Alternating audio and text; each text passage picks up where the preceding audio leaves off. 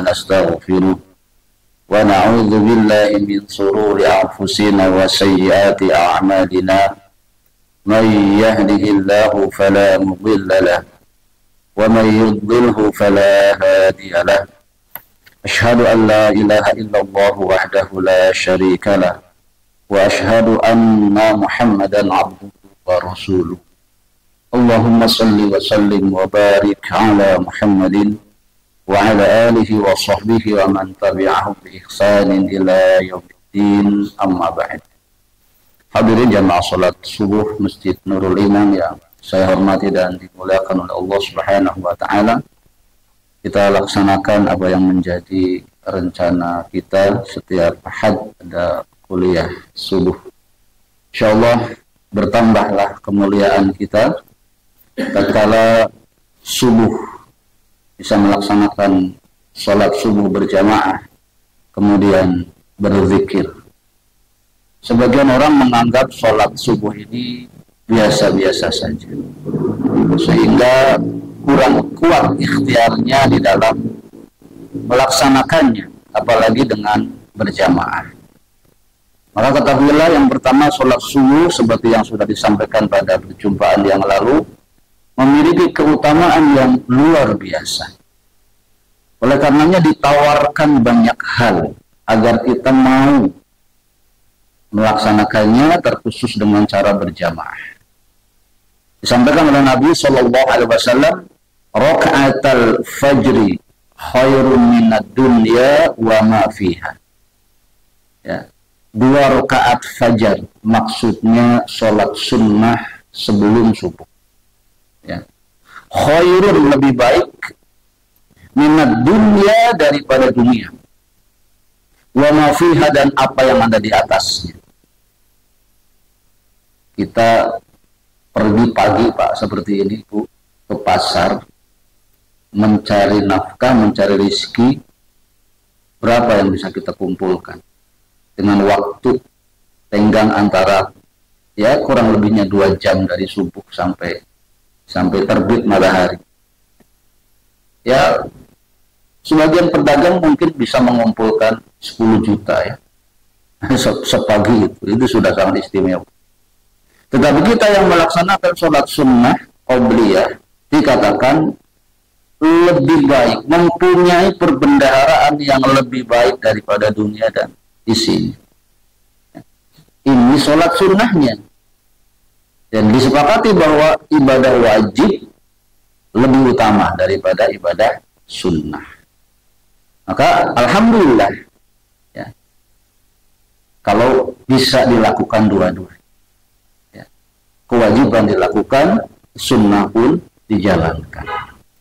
Oleh karenanya untuk 2 sholat atau 2 rakaat qabliyah subuh ini, kata Aisyah radhiyallahu anha, Rasulullah mengatakan, "Lahumma ahabbu ilayya minad dunya jami'an."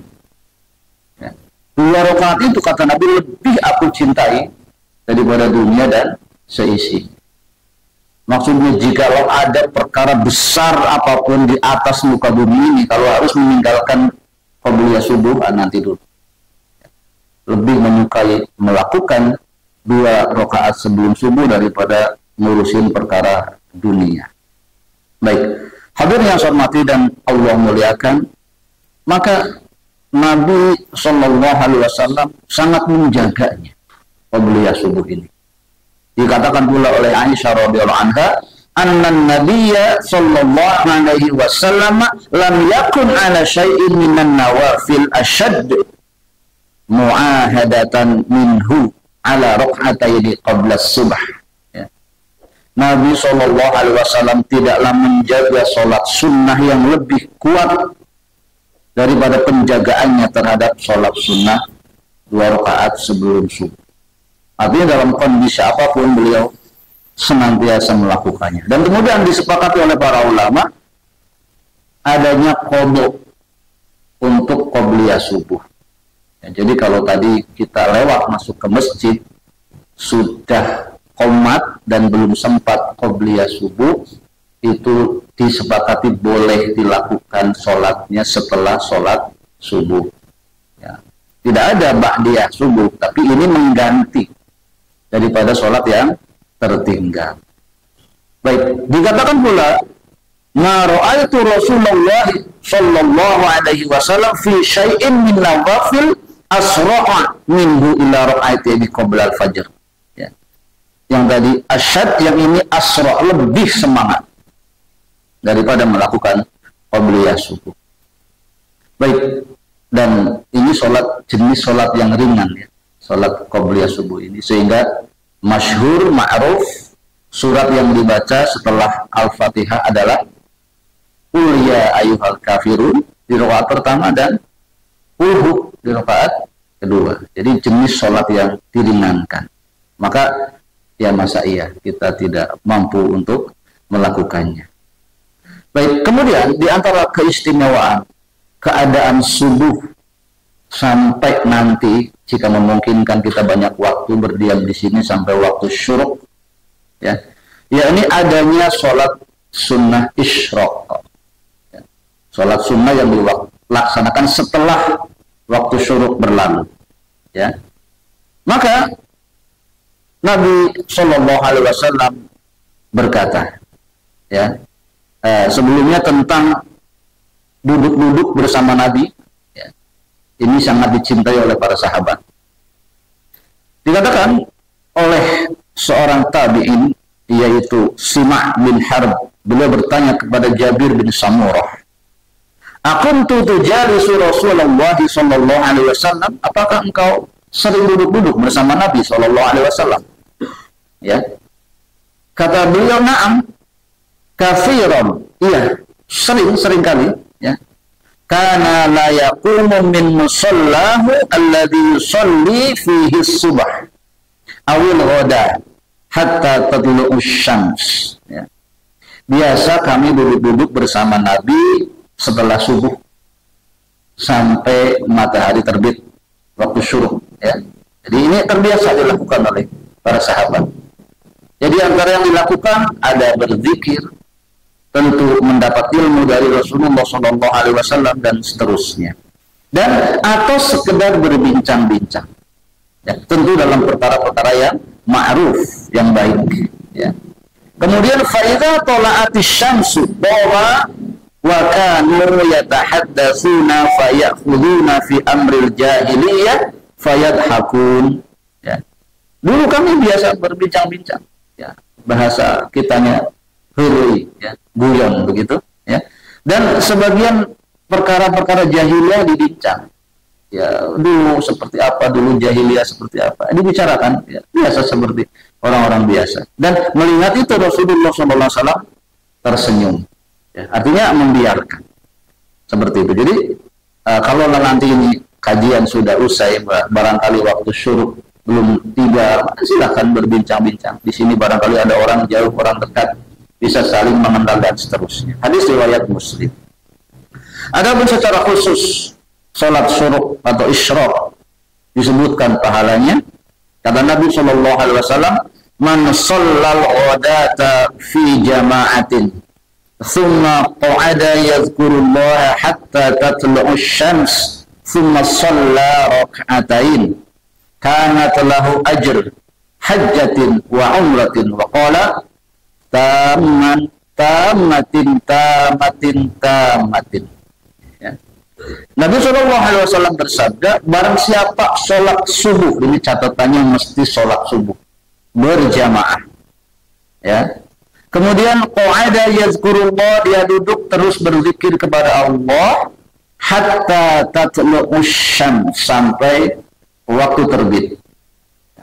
Untuk mengukur waktu terbit sekarang pakai jam, Pak, ya. Kita tidak perlu keluar melihat apa sudah terbit apa belum. Untuk terbit yang awal terkadang belum nampak, apalagi kalau suasana gelap, ya. Maka dengan jam, biasanya antara 1 jam kurang lebihnya dari waktu subuhnya, itu sudah dihitung waktu terbit, ya. Kemudian ke sholat rak'atain, ya, dan tidak boleh bersamaan dengan terbitnya matahari, oleh karena dipending dulu setelah waktu matahari terbit jam sekian, misalkan sekarang 6.20, 5.20, ditunggu sejenak 5 sampai 15 menit, kemudian sholat rak'atain, sholat 2 rakaat, lahu ajrin, baginya ada pahala hajjatin wa umratin, pahala haji, pahala umroh. Alhamdulillah orang atas angkat umroh haji anu tak acan sarang mengal antrian Pak Cimahi teh lebih ke 25 tahun. Coba aja daftar haji untuk yang reguler itu, kalau tidak salah sekarang Cimahi antara 20 sampai 25. Ngitung-ngitung umur ayeuna tos 60 pada sesah gitu. Secara nalar kita bisa nanti melakukannya. Ya, minimal kalaupun bisa kita sudah peot, sudah ripuh begitu ya dengan umur sebegitu. Maka ini dengan hal yang ringan saja. Seseorang duduk berzikir, kemudian sholat 2 rakaat, lahu ajrin, baginya pahala hajjatin wa umratin, haji dan umroh. Kata Nabi, tamatin, sempurna, sempurna, sempurna. Artinya pahalanya sempurna. Pahala haji dan umroh. Ya. Tangtosna tertiasa disebut Pak Haji. Ya, kita cuma dapat pahalanya, ya. Hajinya tidak, ya. Tetapi memang tujuan haji kan juga bukan itu, ya. Sama artinya pahalanya. Dan dengan seperti ini, kita katakan siapa yang punya kuat keinginan untuk pergi haji atau umroh, salah satu ikhtiarnya adalah memang sering mendatangi masjid, ya. Sering mendatangi masjid. Dan ada banyak orang mendapat pengalaman khusus, dia secara hitung-hitungan tidak bisa pergi haji, Pak. Ya, ya pergi haji bagaimana? Gajinya sekian-sekian, tabungan nggak ada, tanah dijual pun nggak ada. Secara hitung-hitungan nggak bisa. Tetapi terbukti, ya, dia bisa berangkat haji. Ya, tentu dibayarin orang, ya. Tapi untuk dibayarin orang ini ya, perlu ada ikhtiar. Ya. Dan secara khusus barangkali sebagai pengalaman saya sampaikan, ya, saya semenjak berhenti kerja karena satu dan lain hal, ya kamana deui rumpatna, karena dulu di kampung memang kami besar menjadi orang yang senang ke masjid, atau ditakdirkan rumah saya dekat dengan masjid, jadi terbiasalah gitu ya ke masjid.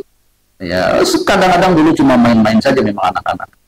Tapi pengalaman itu menjadi pengalaman yang luar biasa. Tatkala datang ke kota, merantau, Pak, abdi di Jawa, beli ayam di Jawa, nggak kayak kenalan orang Keroya, ya Cilacap. Datang ke sini kemudian kerja, menikah, perusahaan bangkrut, berhenti kerja. Dalam kebimbangan, alhamdulillah kita diangkatkan ke masjid, ditunjukkan untuk ke masjid, kemudian ditawarkan untuk aktif, ya. Ya dari mulai azan, kemudian sapu-sapu, kemudian mulai ada penceramah yang tidak hadir, kita tiba-tiba disuruh dan seterusnya. Ya sampai hari ini seperti ini.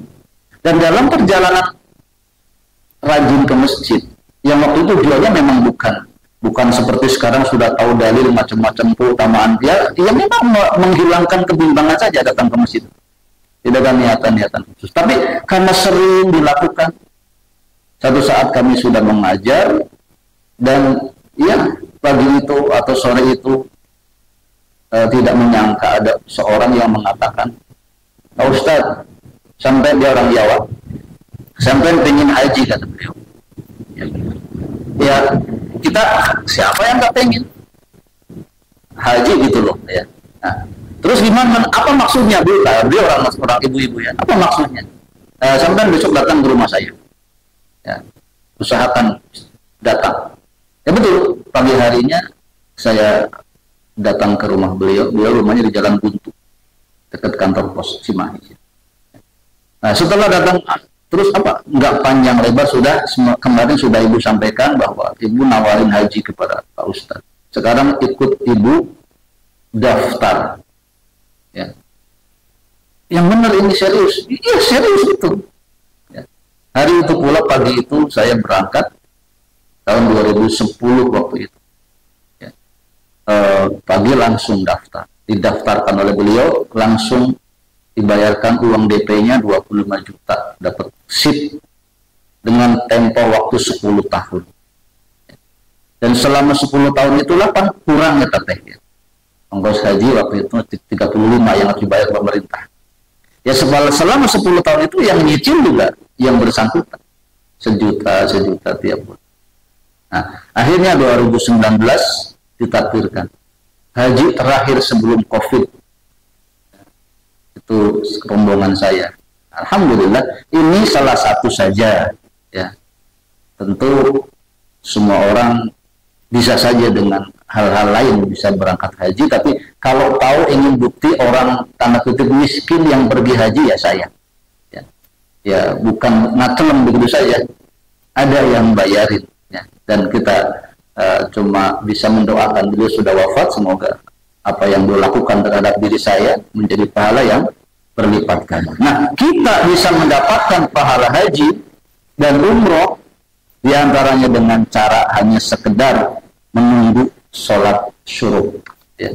Dan alhamdulillah kalau bapak-bapak mengunjungi beberapa masjid di Cimahi ini, banyak memang sengaja dan sebagian panitia atau DKM menyediakan sarapan, Pak. Ya. Sekarang ke sana saya, ke tempat saya di Cibuber, Masjid At-Taqwa. Itu kurang lebih seperti ini. Dan itu nanti setelah beres itu ngariung kayak opil, ya sekadar untuk sebagian orang perlu dengan itu, ya. Atau yang terbiasa ngopi di rumah jam tabu sakil, wayakil, itu memang dia pengen ngopi, ya. Dan kalau disediakan tentu lebih menyenangkan. Nah, ini tentu nanti semoga saja pun bisa terlaksana sehingga pada saat ngopi itulah biasanya kita lebih akrab, ya, ngobrol sana sini, yang satu tahu kekurangan yang lain, kemudian bisa silih bantu, dan berikutnya tentu bersama-sama berniat untuk memakmurkan masjid tersebut dengan berbagai macam kegiatan yang lainnya. Maka kami berharap kepada cara terpilih, ya, mungkin biasa ngariung sasaran nanti dengan cara ya diantaranya seperti itu. Nanti akan banyak hal lain yang bisa kita lakukan. Baik, saya kira itu sebagai pembuka, karena untuk hari Ahad ini kita canangkan kajiannya adalah kajian Al-Quran, yakni Al-Quran atau tahsilul Quran. Sebagaimana sudah disampaikan pada perjumpaan yang lalu, di antara keutamaan kita sebagai muslim adalah seberapa kuat interaksi kita dengan Al-Quran. Kita mulai mengoneksi diri kita. Yang pertama, sudahkah kita punya Quran yang khusus punya kita? Nah, ada perbedaan bapak-bapak sekalian, ibu-ibu. Kalau kita punya Quran itu milik kita yang biasa dijaga, dan dengannya kita lebih perhatian. Ya. Dan kemudian memang sudah dipilih biasanya. Ya. Tapi bukan berarti tidak boleh pakai Quran lainnya. Ini tentang kesenangan saja. Nah, jangankan Quran, bapak-bapak punya tasbih, punya jam tangan, punya cincin, akik gitu ya. Kalau yang biasa nempel itu beda, kasih sayangnya ada perbedaan. Nah, Quran juga sama. Nah, kalau belum punya Al-Quran, segera ya, mencarinya dan disesuaikan dengan usia. Kalau bapak-bapak jenis yang mohon maaf sudah ada kekurangan dalam penglihatan, jangan cari Quran yang terlalu kecil huruf-hurufnya, rengket gitu, nanti susah baca dan jadi malas. Ya. Nah, kalau memang kita jenis yang tidak orang yang nggak ribetan begitu ya, kan ada orang tuh bawa Quran gede dikit dan ribet, males dia. Nah, boleh yang gede sekalian. Itu untuk di rumah fungsinya. Ya itu tadi untuk kita yang memang secara penglihatan sudah berkurang. Nah, kalau Qurannya gede, nah itu jelas membacanya. Dan sekali-sekali bisa dipakai untuk kalau memang kita ingin membaca surat lebih panjang di dalam sholat, ya, pakai stand gitu kayak di masjid-masjid. Nah, dibuka saja Qurannya sambil baca di situ. Ini diperbolehkan. Ya. Nah, itu jadi yang pertama, kita punya atau tidak Quran. Nah, kita yakini bahwa kita punya lah semua Quran di rumah kita. Pertanyaannya, letaknya di mana? Ya. Apa di lemari, terkunci, ya, atau belum dibuka-buka acan, segel gitu ya, masih utuh. Dalam kondisi heran apa lecek, nah ini. Maksudnya kalau tersimpan di lemari masih kondisinya herang begitu, berarti jarang dipegang. Ya. Maka segera pindahkan letaknya. Minimal ada di meja depan TV. Ya. Supaya kadang-kadang nonton TV, kadang-kadang baca Quran. Nanti kalau sudah tahu TV matiin, baca Quran. Kalau sudah tahu lagi TV-nya jual, hanya ada Quran. Nah, itu tahapannya ya. Ya kalau nggak dilakukan ini susah ya. Jadi silakan pindahkan letak Al-Qur'annya. Nah, kalau punten nampu gitu ya. Ini Quran ya. Al-Quran artinya bacaan. Masa iya nggak dibaca? Nanti terpikir oleh dirinya, ternyata saya belum bisa baca. Ya, Bapak Ibu sekalian, banyak kasus saya jumpai Muslim belum bisa baca Quran. Ini masalah baru bagi kita. Ya. Masa iya nanti sampai mati saya nggak bisa baca Quran? Itu pertanyaan terus kepada diri sendiri. Nah setelahnya nanti, masa iya ya nanti di hadapan Allah kita ditanya tentang Al-Quran, kita ternyata belum bisa baca. Nah kemudian mulai mencari ayat gitu nusanes sami kurang setiasa ngawas Quran ya, ternyata bapak-bapak nanti akan banyak didapatkan. Nah kemudian kalau memang kita menginginkan berjumpa dengan Allah Subhanahu wa Ta'ala dalam keadaan bisa membaca Quran, ya wayahna cari orang-orang yang sama, ngariung diajar. Alhamdulillah untuk saat ini sudah banyak orang-orang tua-tua, ya bukan orang biasa Bapak Ibu sekalian. Ada yang ya kalau namanya juga tua ya kan pensiunan ya. Kayak pensiunan pangkat tinggi, kayak pensiunan pegawai yang benar-benar, atau orang-orang kaya yang benar-benar kaya raya ya. Itu mulai menurunkan gengsinya, ngariung diajar ya. Kata orang Sunda alip-alip pandai ya, itu yang sekarang terjadi ya. Maka semangatnya seperti itu ya. Jadi akhirnya alhamdulillah di masjid kita ini di antara programnya adalah program Al-Quran yang meskipun nanti tidak terlalu intensif, maka semoga bisa setidaknya membantu. Karena apa? Karena ternyata membaca Quran itu ada dua sisi. Yang pertama membaca mushaf, yaitu dibuka mushafnya, Al-Qurannya, atau dibaca dengan hafalan.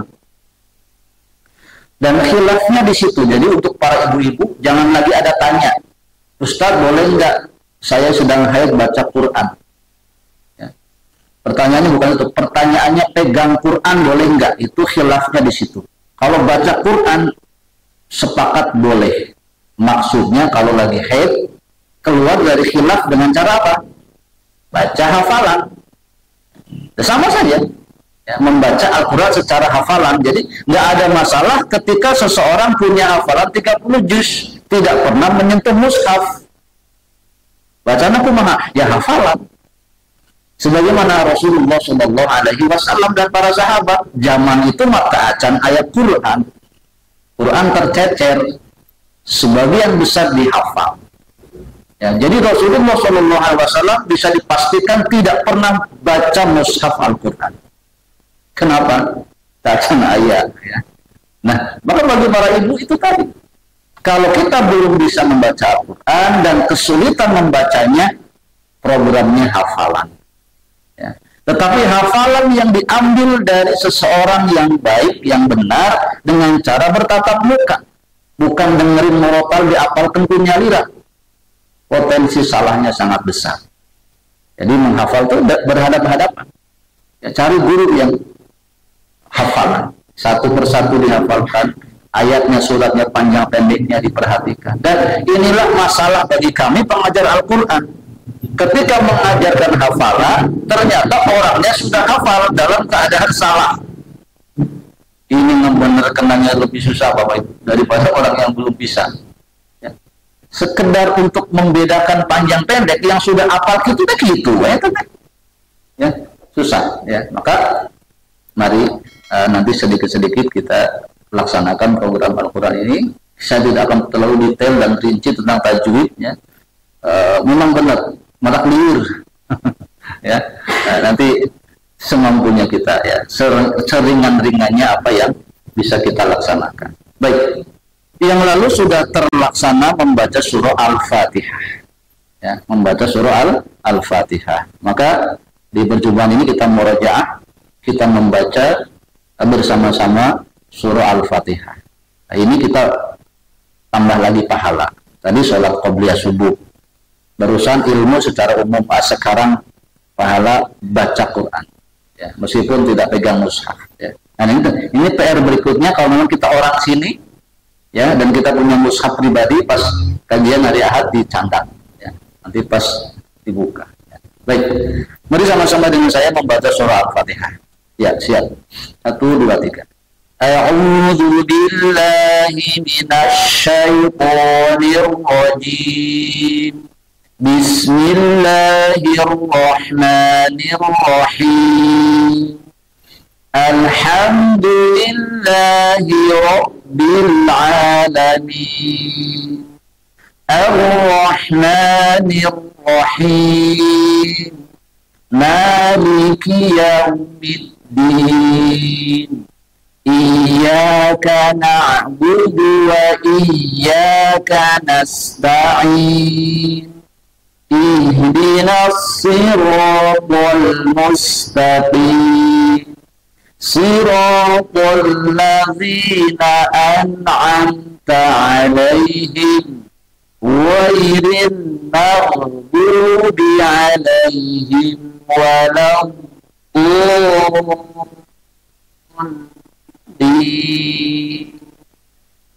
Nah, itu. Baik, selanjutnya kita akan dari bawah, dari surah An-Nas. Ya, surah An-Nas tenon. Ulangu tubi robin nas. Ini surat yang sangat penting, disebut dua surat, Al-Falaq dan An-Nas. Punten penyebutan anu keliru, ya. Falaq bin Nas. Ya, tadi lepat. Falaq bin Nas, bin kan naon? Binte putrana, ya. Jadi Falaq bin Nas, Al-Falaq putrana surah An-Nas. Jadi itu nyambung, ya. Salah besar, ya. Jangan sebut Falaq bin Nas. Al-Falaq dan An-Nas disebut oleh Nabi Al-Mu'awwidhatan atau Al-Mu'awwidhatain. Maksudnya dua surat yang fungsinya untuk perlindungan, ya, untuk doa perlindungan kepada Allah dari hal-hal yang khususnya terkait dengan gangguan setan, baik setan mengganggu secara fisik maupun secara godaan ke dalam hati manusia. Jadi ini diperlukan, ya, dan jangan kata tidak ada penyakit yang non medis, ya. Jadi orang-orang medis juga jangan tertutup bahwa ada penyakit yang non medis. Datang ke rumah sakit, periksa, nggak ada apa-apa katanya, clear. Tapi orangnya sakit itu teh. Nah, itu namanya penyakit non medis. Ya. Itu umumnya dari sihir. Ya, baik terjadi begitu saja atau dibuat oleh orang lain. Ya. Disihir kubatur. Jadi santet, ya, teluh, ya, apa namanya, guna-guna itu ada. Ya. Sesuatu yang real. Dan salah satu penangkalnya adalah dua surat ini. Maka ketika Nabi SAW pun pernah terkena sihir yang dilakukan oleh Yahudi, ya, Labib bin Usom, ya, bin Asom, ya, maka Allah mengirimkan malaikat untuk memberitahu bahwa harus diruqyah, diantaranya dengan surah Al-Falaq dan Al-Nas dan Al-Falaq, atau Al-Falaq dan An-Nas. Kemudian dicari medianya. Kemudian ditemukan media sihirnya, yaitu berupa rambut beliau. Rambut Nabi yang dicuri atau diambil, kemudian digulung-gulung dan dimasukkan ke dalam sumur. Ya. Nah, kemudian disuruhlah Ali radhiyallahu anhu untuk mengambilnya dan dibuang benda itu, kemudian dibaca An-Nas dan Al-Falaq, maka Nabi sembuh, ya, dari sihir. Ini kenapa Nabi disihir? Ya, supaya menjadi contoh bagi umatnya bahwa ada hal-hal terkait penyakit yang non medis yang itu umumnya dari sihir, baik yang terjadi karena seseorang terlalu sombong kumaha, Ya, kadang-kadang ada orang mengatakan emaknya ayah setan. Emaknya setan mengganggu. Ini kesombongan. Dan kemudian dia tidak pernah berdoa minta perlindungan kepada Allah. Ya nanti setan akan ganggu dia dengan cara seperti itu. Di samping godaan-godaan yang sifatnya menyuruh kita berbuat dosa, itu jelas. Ya. Nanti timbul penyakit pusing, tidak ada obatnya, muntah-muntah, seorang menjadi lemes dan seterusnya, atau ingatan menjadi tumpul, sholat tidak khusyuk dan seterusnya. Kalau pergi ke rumah sakit ternyata keliru deteksinya, pemeriksaannya, ya. Nah, ini gangguan jin. Ya. Dan diantaranya obatnya adalah banyak membaca al-mu'awwidzatain, yaitu surah Al-Falaq dan An-Nas. Makanya diberitakan kita setelah subuh seperti ini, ya, zikir masing-masing 3. Al-Ikhlas, ayat kursi, Al-Ikhlas 3 kali, Al-Falaq 3 kali, An-Nas 3 kali. Boleh Bapak-bapak sambil mengingatkan saya dibaca. Kalau saya tidak sedang baca Quran, baca saja pelan-pelan sampai selesai. Kemudian setelah sholat fardu, Bapak Ibu sekalian, ya, setelah sholat fardu itu ayat kursi, Al-Falaq, Al-Ikhlas, Al-Falaq, An-Nas disunnahkan dibaca. Nah, kemudian sebelum tidur. Jadi banyak banget. Sore hari, maaf, setelah asar itu pun sama. Al-ayat kursi sekali, Al-Ikhlas 3 kali, Al-Falaq 3 kali, An-Nas 3 kali. Setelah asar. Sebelum tidur pun mesti baca juga. Jadi kalau ini dilakukan, insya Allah Bapak Ibu sekalian, kita tidak akan kena itu dengan gangguan setan, baik yang datang sendiri setannya atau yang dikirim oleh orang lain. Ya. Dan di masa seperti sekarang, ini berbahaya kalau kita tidak melindungi diri dalam perkara-perkara seperti ini. Ya. Karena persaingan kehidupan itu bisa saja membuat orang hasad, dengki. Ya. Dan kalau sudah dengki, dia akan menghalalkan segala cara untuk menyakiti diri kita. Ya. Termasuk dia datang ke dukun, kemudian membuat sesuatu yang tidak baik dengan diri. Maka kalau itu dibaca, dari mulai subuh dia sudah baca, zuhur baca, asar baca, maghrib baca, isya baca, sebelum tidur dibaca, insya Allah kuat diri kita dari hal-hal seperti itu. Ya. Dan nanti kita akan mampu menggantikan perkara-perkara yang memang tidak boleh. Ya. Jadi agama kita di antara poin terberatnya adalah menghilangkan kesyirikan. Yang kesyirikan ini biasanya muncul di antaranya adalah karena ingin perlindungan lebih. Ya. Maka kita ada yang pakai jimat, ada yang dari anak-anak sudah dipakein jimat, dan seterusnya. Ya. Ini syirik dan harus dihilangkan. Apa gantinya? Wirid. Ya. Tentu wirid yang panjang, yang lain-lain tidak hafal, susah, ya ini saja. Al-Falaq, An-Nas, nanti tambah dengan ayat kursi. Maka poin yang harus dihafal setelah Al-Falaq dan An-Nas adalah ayat kursi. Dan Al-Ikhlas tentu sudah lebih dahulu. Baik, surah An-Nas tadi kita katakan surat yang pendek, hampir semua kita hafal. Pelajaran pertama, di dalam membaca Al-Quran ada panjang pendek.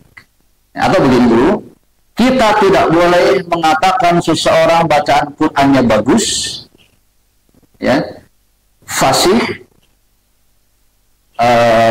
keren, begitu ya, sebelum kita belajar ilmu tajwid. Ya, karena nanti ada bacaan bagus, mendayu-dayu, meliuk-liuk, menyentuh hati, tapi bacaan itu salah. Ya, dari si tajwid. Ya, maka kita akan bisa menilai atau boleh menilai bacaan orang lain setelah kita belajar tajwid. Ya, minimal secara teori.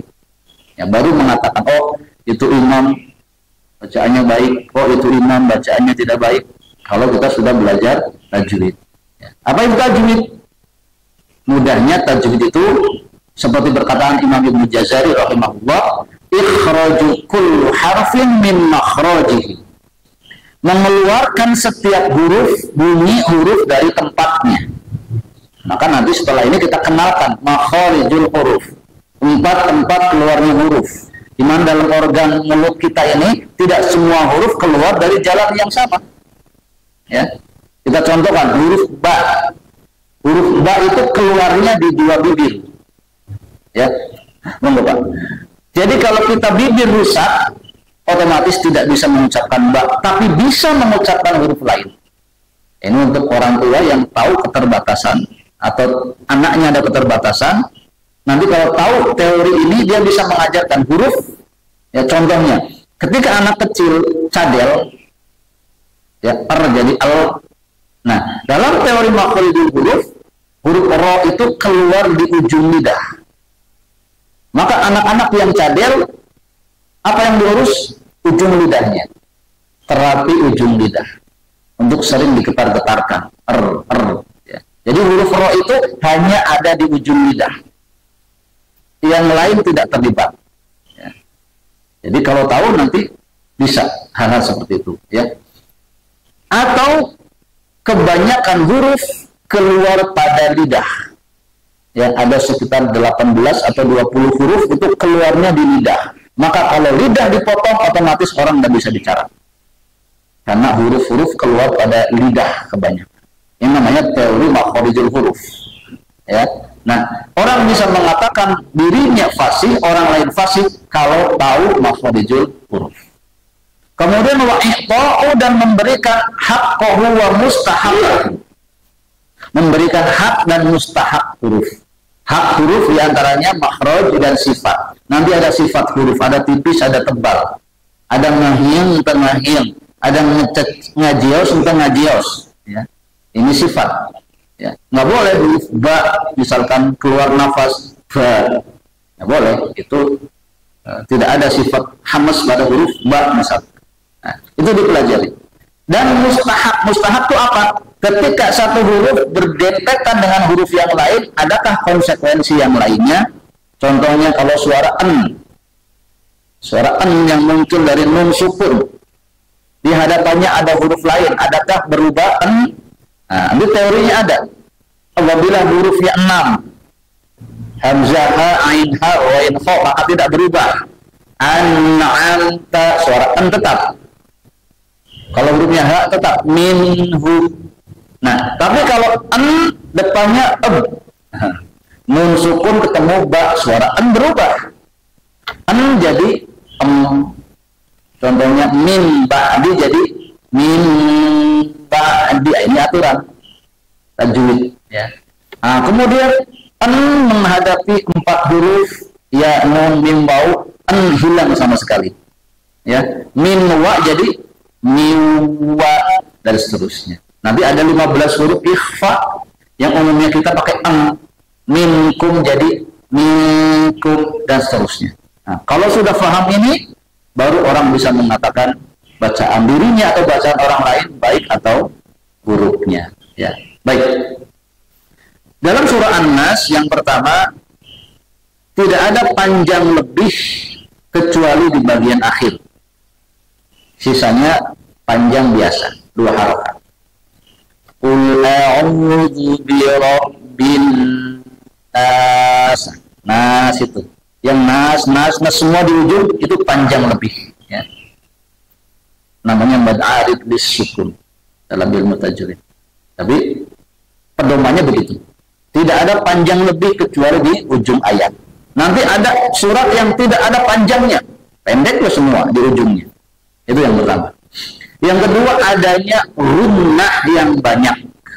Dan gunnah ini adalah satu hal yang di awal bisa menjadikan bacaan Quran seseorang bisa dinikmati khususnya oleh dirinya, kemudian oleh orang lain. Ini gunnah.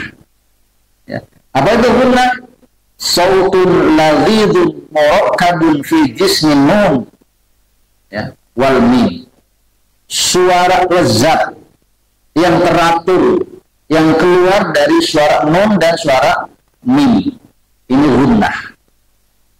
Jadi kalau gunnah digunakan, standar-standarnya orang baca Quran itu ada indahnya dari gunnah, suara nun dan suara mim. Nah, nanti bapak-bapak ibu akan bisa membedakan mana suara nun dan mim yang pakai gunnah dan yang tidak. Saya contohkan. Apabila saya baca maliki yaumiddin, itu mim nggak ada gunnahnya. Terus gimana? Itu ada suara begitu.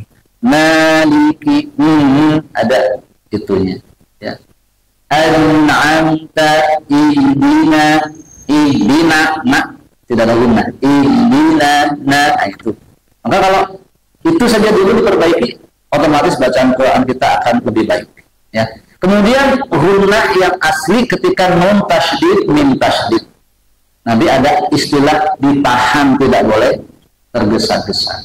Ya contohnya dalam surah An-Nas ini, semua di situ ada gunnahnya. Kadarnya boleh dengan ukuran 2 harokat atau ketuk 10 kali. Qul a'udzu birabbin nas. Ini mohon maaf, khususnya di Indonesia gaya lama nggak ada kayak gini-gini. Tapi seluruh pembelajaran gaya baru yang sebetulnya bukan baru, yang lama dibarukan, yang salah dibenarkan, ini urusan gunnah dikedepankan. Dan boleh dicek dimanapun orang murotal di media-media sosial yang memang jalur benar, ini gunnah sangat diperhatikan. Ya.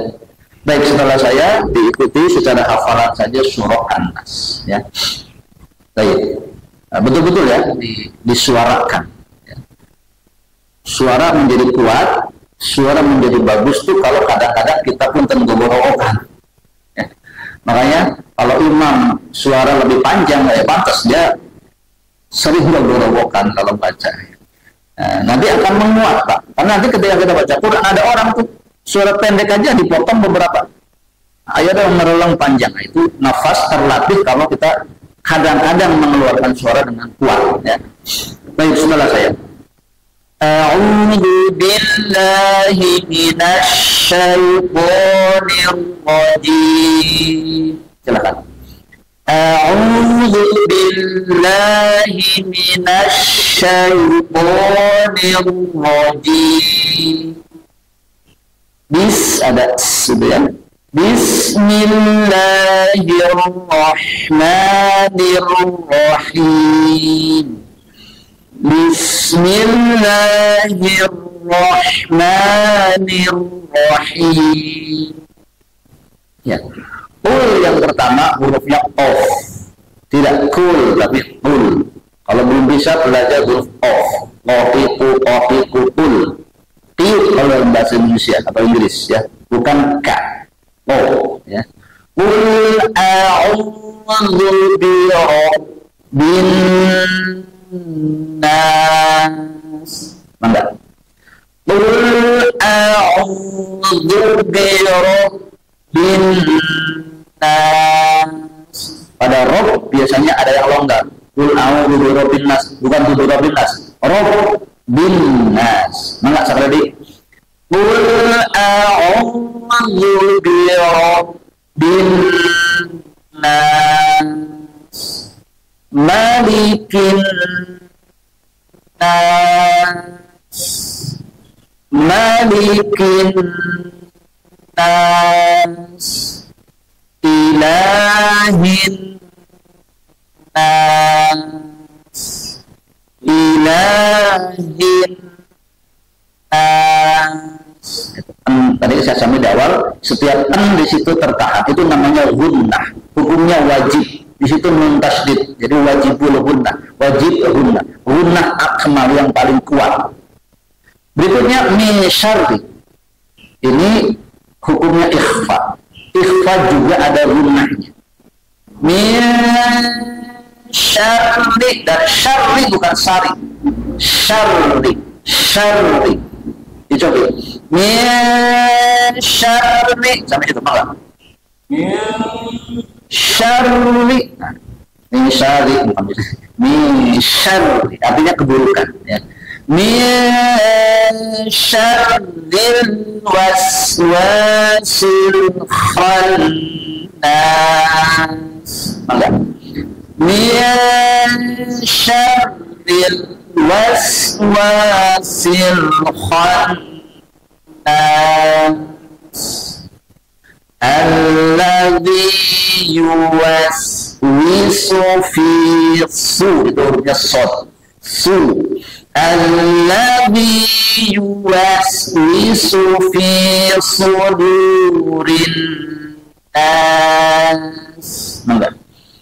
Alladzi yuwaswisu fi sudurin nas minal jin tahunlah juga natiwan minal jinnati nas. Monggo.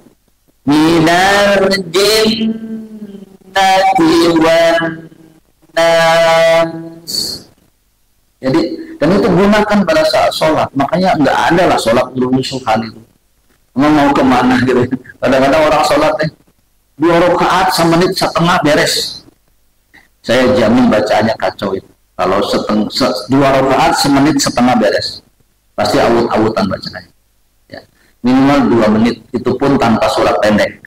Cuma waladhdallin amin ruku itu 2 menit. Ya. Kalau baca surat itu minimal 3 menit. Ya. Suratnya kulhu dengan kuliah ya. Tapi, right? Dan tadi saya bilang, sesederhana apapun bacaan kita, kalau gunnah digunakan, itu bagus kita. Saya contohkan dengan sederhana ya.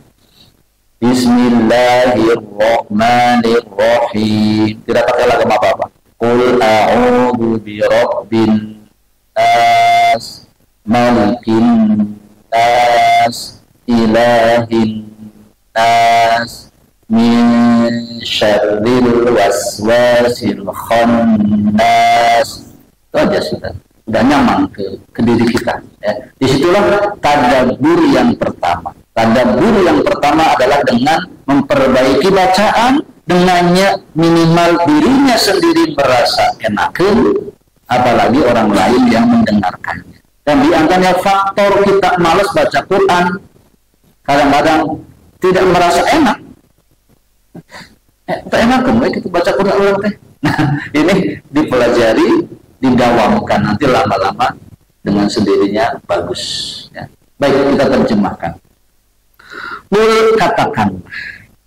Tafsirannya banyak, diantaranya Nabi Muhammad diperintahkan untuk mengucapkannya dan mengajarkannya. Qul a'udzu, aku berlindung bi Rabbi, kepada Tuhan an-nasi, manusia.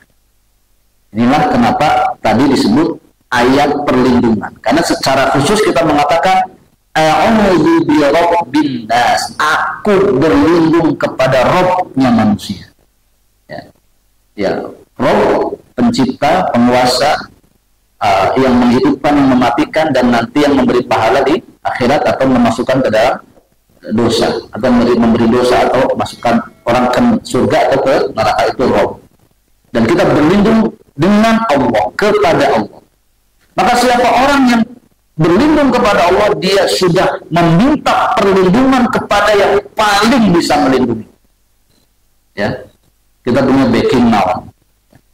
Jenderal itu backing kurang teh. Jenderal gitu tidur ya. Kalau jenderal sedang tidur, siapa yang melindungi kita misalnya? Ya. Kita dari sekitar kita ada makhluk-makhluk yang berbahaya. Ya, termasuk rumit. Jangan sepelekan rumit ya. Kuman terakhir yang ribut COVID-19 itu ada yang selamat, ada yang tidak. Ada yang parendeng dengan orang COVID tidak kenapa-napa. Ada yang jauh melang-eluh kena. Itu takdir Allah.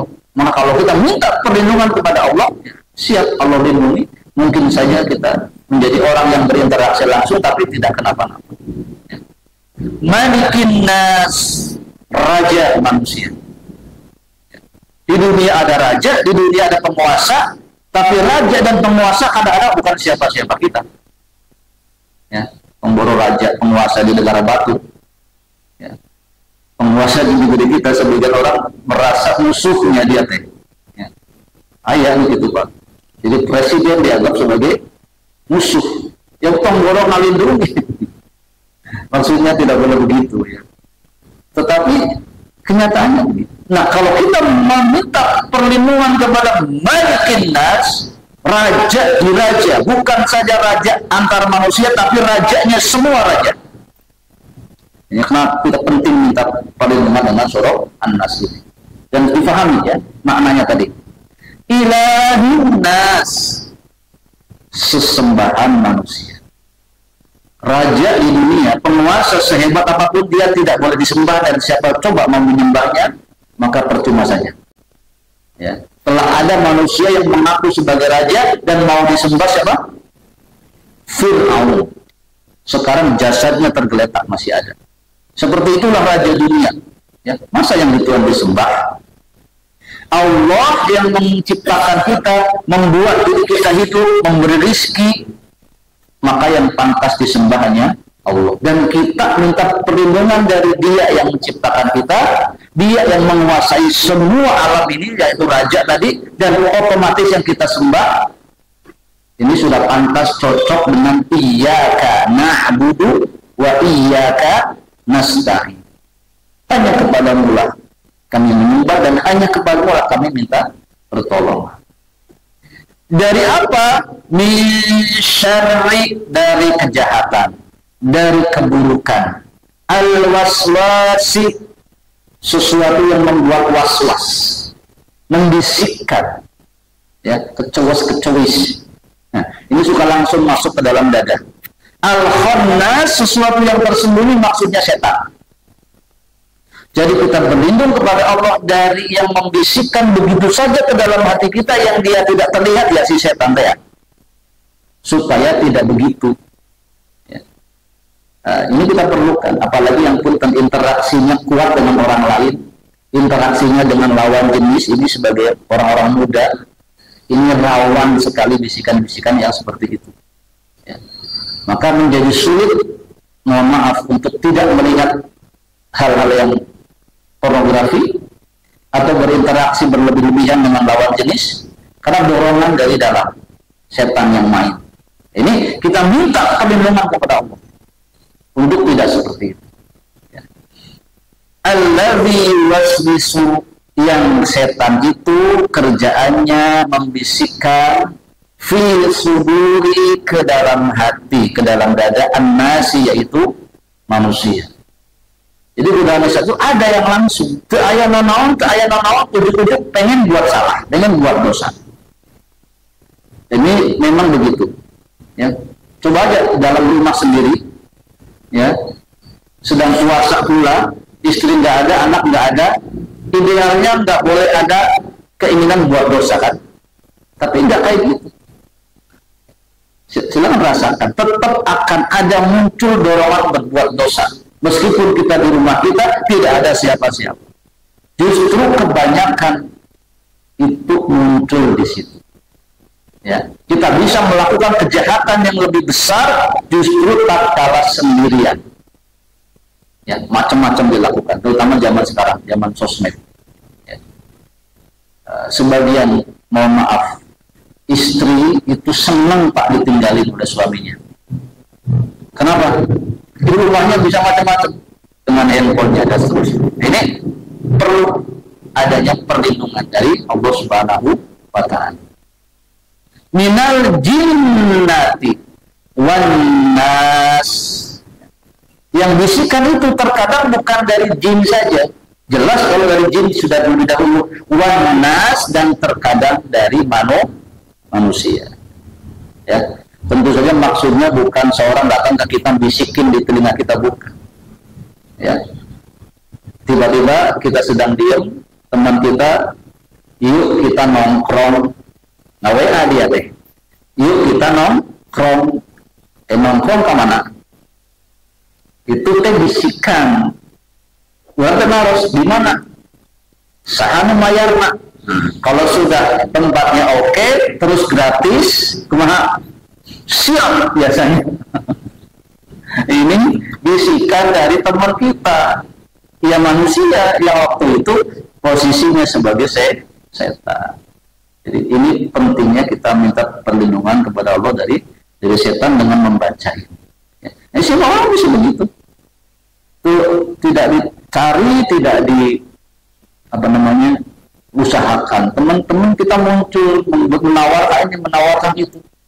Ya termasuk mohon maaf pada hal-hal yang sifatnya biasa, ya. Penawaran belanja. Ya, sekarang kan diskon ini, diskon itu, diskon 12, diskon 11. Ya. Awalnya kita nggak pengen apa-apa, ya tiba-tiba diskon. Ya. Akibatnya beli. Nah, memang lah duit banyak ya, tapi kalau apa-apa dibeli masalah. Ini setan pekerjaannya. Ya. Yang satu saat kita akan kerasa bahwa ternyata barang yang kita beli yang tidak kita butuhkan lebih banyak dari sedekah kita, dari membantu saudara kita dan seterusnya. Ini semua berawal dari bisikan-bisikan setan minal jinnati wan nas, dari golongan jin dan manusia, dan tidak ada sesiapapun yang mampu menanggulanginya secara pribadi. Kita butuh pertolongan dari Allah karena kita manusia yang lemah, ya. Dan aneh Bapak Ibu sekalian, di dalam Al-Quran itu manusia disebut lemah, setan juga disebut lemah. Jadi dua-duanya sebenarnya lemah. Maka siapa yang menang di antara pertarungan dua yang lemah itu adalah yang mendapat bantuan, ya, dari Allah Subhanahu wa Ta'ala. Dan saya simpulkan, jadi surah An-Nas beserta saudara-saudaranya nanti ada Al-Falaq, ada Al-Ikhlas, ada ayat kursi, adalah 4 ayat yang dianjurkan sering dibaca, khusus diniatkan untuk meruqyah diri sendiri, ya, membentengi diri sendiri, ya, atau untuk orang lain. Kalau ada teman kita yang kesurupan, jangan dulu gempur. Jangan tiba-tiba, wah kesurupan, cari orang pintar. Orang terpintar itu. Ya, usahakan dulu baca itu dulu. Tenangkan diri kita, posisikan yang bersangkutan, baca itu. Ya. Sendiri. Ya. Nanti ujung-ujung sembuh. Ya, itu pengalaman yang luar biasa. Ya. Kalau anak kita panas dan seterusnya, apa yang terpikir? Sok langsung mana obat lain itu enggak. Ya. Udah kering, udah panas. Nah, kawarung beli.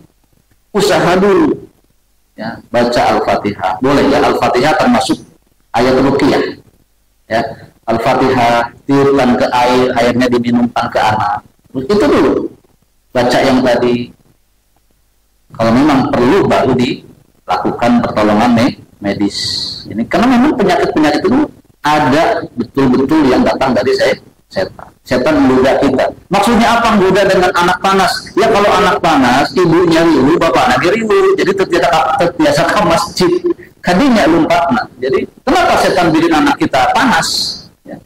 Banyak hal Bapak Ibu sekalian. Kalau anak sudah rewel, itu rumah tangga bisa bertengkar tuh suami istri. Sampai ke situ arahnya. Nah, jadi kenapa setan datang membawa penyakit? Karena dengan penyakit itu ada, manusia bisa kacau balau. Ya. Yang rajin tidak jadi nggak rajin, yang rukun jadi nggak rukun. Ada yang kemudian terjerumus kepada perbuatan syirik. Yang tidak tahu kan, ujuk-ujuk orang pintar, ujuk-ujuk orang nggak normal. Ya, paranormal itu ternormal ya. Nah, itu semestinya kita bisa lakukan sendiri. Dan saya sampaikan, bahaya Bapak Ibu kalau sudah kena gangguan setan. Ya, yang paling parah adalah gila. Jadi banyak orang gila itu tidak tepat penanganan di bab awal. Ya, iya dia terganggu secara psikis. Tapi kemudian tidak dibenahi dengan baik, dibawa ke paranormal, dibawa ke dukun. Tambah parah Pak itu. Itu seperti itu. Dan kita mungkin nggak kuat Pak kalau ada di antara keluarga kita yang seperti itu, bukan yang gila ya. Meskipun tidak buruk juga, tapi mungkin kita nggak kuat. Maka usahanya adalah seperti itu. Ya. Dan untuk orang-orang tua, mohon maaf, menjadi pikun di usia tua itu merepotkan. Ya, yang kasihan siapa? Anak istri kita. Dan pikun itu juga bisa dari setan.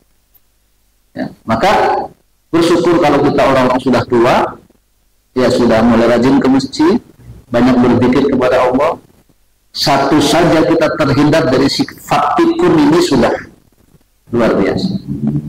Ya, sudah luar biasa. Ya, kita banyak mendapat pengalaman orang-orang tua yang pikun, akhirnya dikamanakeun, akan dijogokin, bakat kita kuat putrana.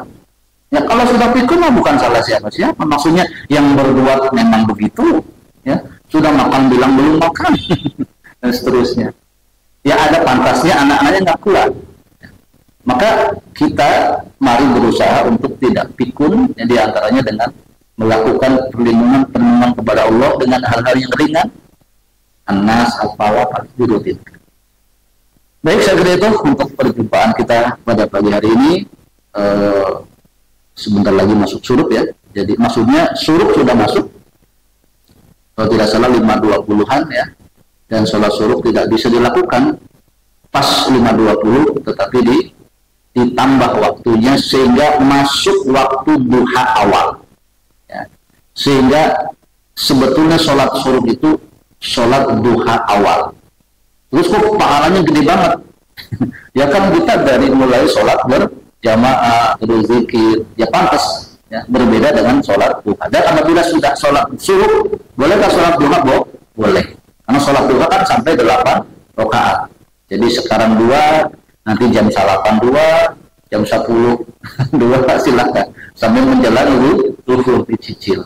Nah, inilah keistimewaan kita ketika mau melaksanakan, setidaknya bersabar berada di masjid. Saya sekedar menemani Bapak sekalian, dan saya juga pengen berada di masjid, tapi kalau ulang-ulang nyalin aja terpunggung ya.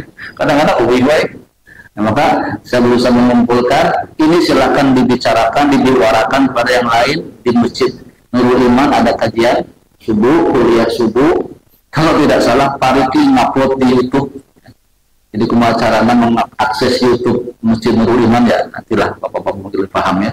Maksudnya supaya pelajaran saya bisa diulang, dilihat lagi, atau yang kritis silahkan dilihat, barangkali ada kesalahan bagi saya, jangan segan-segan ditegur. Ustaz, sampai kemarin salah nih. Ini detik sekian Bapak ngomong kayak gini, ini buktinya. Ya, itu nggak masalah. Bagi kita adalah saling mengingatkan, itu menjadi kewajaran. Ya. Jadi dengan adanya rekaman dan seterusnya, di antara fungsinya bukan untuk orang lain, tapi untuk diri saya. Jika ada yang salah dalam rekaman itu, jangan segan-segan untuk diberitahu saya, untuk perbaikan. Sekali itu, semoga bermanfaat. Terima kasih atas perhatiannya. Mohon maaf atas segala kekurangannya. Subhanaka Allahumma wa bihamdika asyhadu an la ilaha illa anta astaghfiruka wa atubu ilaik. Assalamualaikum warahmatullahi wabarakatuh.